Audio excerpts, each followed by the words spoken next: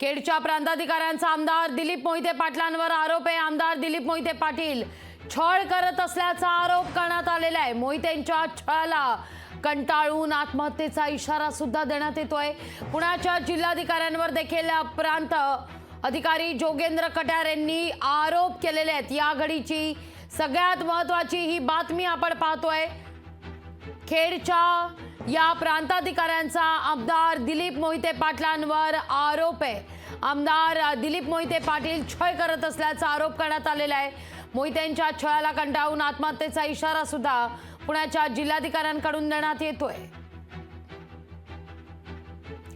या सगळ्या संदर्भात आपले प्रतिनिधी साईदीप ढोबळे यांनी संवाद साधलेला आहे आमदार दिलीप मोहिते पाटील यांच्या समवेत।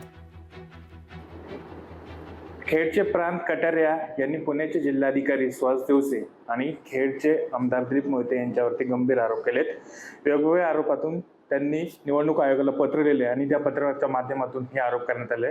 आपल्यासोबत स्वतः दिलीप मोहिते पाटील आहेत। मोहिते पाटील, मला सांगा की हे कशामुळे हे आरोप केलेत, नक्की या आरोपामागे त्यांचा काय उद्देश आहे? स्वतःचा बचाव करणं, स्वतः केलेला जो भ्रष्टाचार हा लपवणं, याच्या पलीकडे दुसरा काही उद्देश असण्याचं काही कारण नाही।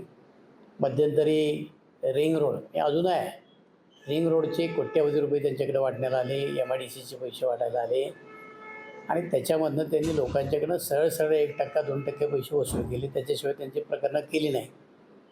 आणि ह्या सगळ्या गोष्टी चर्चा गावभर झाली। ज्या लोकांना जे पेमेंट केले नाही, ज्यांना पैसे मागितले नकार दिला, त्या लोकांनी जाऊन जिल्हाधिकाऱ्यांकडे तक्रारी केल्या आणि त्याच्यातनं ह्या सगळ्या शहनिशा करण्याचं काम सुरू झालं। त्यांच्या तक्रारीमध्ये लोकांच्या तथ्य आहे।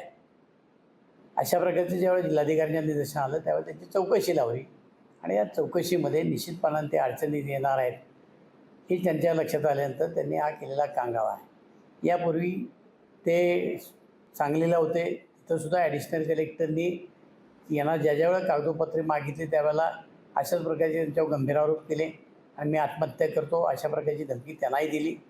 आत्महत्या करतो ही धमकी काही ते नव्याने देत नाहीत, पण वरिष्ठ अधिकाऱ्यांना अडचणीत आणायचं काम करायचं किंवा त्यांना धमकी द्यायची आणि आपल्या चौकशी थांबवायची, एवढाच त्यांचा उद्देश आहे। माझी विनंती शासनाला एवढीच आहे की आता त्यांनी स्वतःहून विषय काढलेला आहे। मी तर काही त्यांच्याकडे कधी फोन केला नाही, त्यांच्याकडे कधी गेलो नाही, त्यांच्याकडनं कसल्या प्रकारची अपेक्षा आजपर्यंत ठेवली नाही। ते आज माझ्यावर जर आरोप करत असतील त्या संपूर्ण प्रकरणाची CBI चौकशी व्हावी किंवा SIT सरकारनं नेमावी किंवा राज्यातील जे वरिष्ठ न्यायालय आहे, हायकोर्ट आहे, त्यांच्या माध्यमातून निवृत्त न्यायाधीशाच्या माध्यमातून याची चौकशी व्हावी एवढी अपेक्षा मी या निमित्तानं करतो। आणि दूध का दूध आणि पाणी का पाणी झालं पाहिजे। जोपर्यंत यांची चौकशी होणार नाही तोपर्यंत मी स्वस्थ बसणार नाही।